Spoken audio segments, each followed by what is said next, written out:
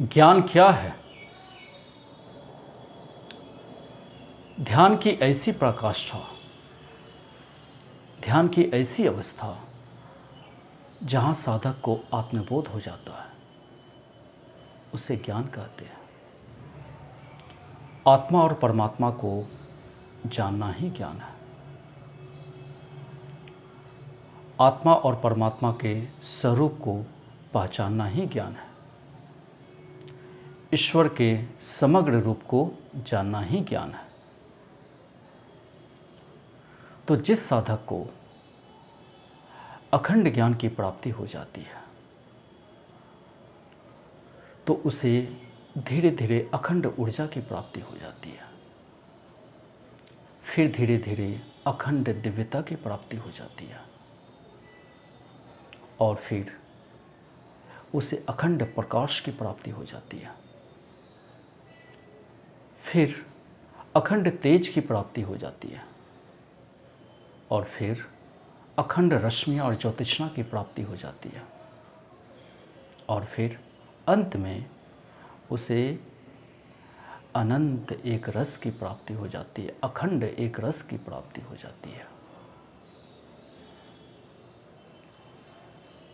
और उस साधक को ऐसा महसूस होने लगता है कि प्रकृति का एक एक कण, प्रकृति की एक एक चीज़ को ईश्वर ने कितनी शिद्दत से बनाया है, उसे वह महसूस करने लगता है।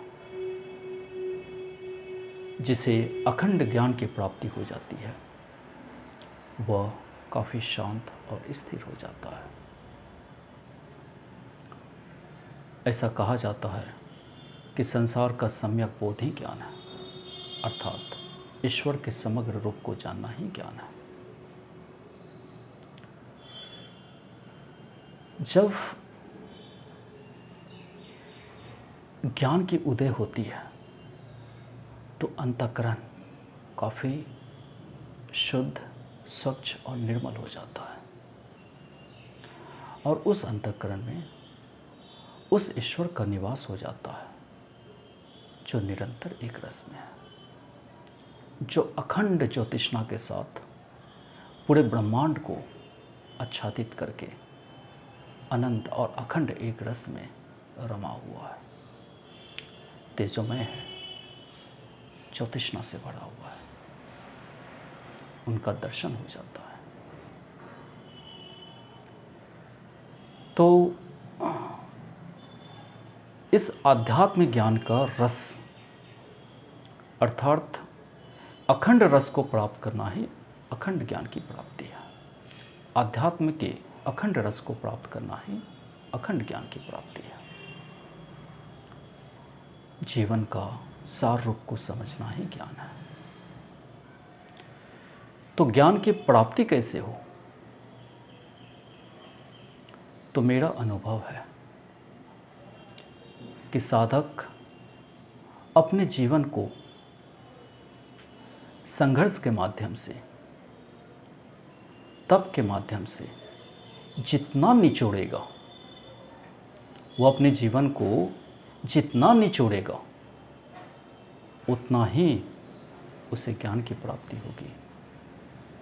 अर्थात जीवन में होने वाले जितनी भी घटनाएं हैं, जीवन में आने वाली जितनी भी परिस्थितियां हैं, उसको वह बारीकी से जानने की कोशिश करेगा, तो वह धीरे धीरे इस प्रकृति को, इस ब्रह्मांड को और इन्हें बनाने वाले जो अखंड एक रस हैं, पूरे दिव्यता के साथ अखंड एक रस में है, उन्हें जान लेगा। तो ध्यान के माध्यम से, साधना के माध्यम से, तपोबल के माध्यम से आप उस अखंड रस को, अखंड ज्योतिष्णा को, अखंड ऊर्जा को, अखंड दिव्यता को बहुत ही आसानी से प्राप्त कर सकते हैं। इसके लिए आत्मसाध करना होगा। खुद को, अपनी आत्मा को साधनी होगी, तभी यह जीवात्मा उस परमात्मा को जान सकेगा। तो जैसे जैसे साधक ध्यान की अनंत गहराई में उतरेगा, उसे वैसे वैसे ही अखंड ज्ञान की, अखंड ऊर्जा की, अखंड दिव्यता की, अखंड रश्मियाँ की, अखंड तेज की, अखंड ज्योतिष्णा की प्राप्ति होने लगेगी। आशा करता हूँ आप लोगों को यह वीडियो काफ़ी अच्छी लगी होंगी। Please subscribe my channel. धन्यवाद।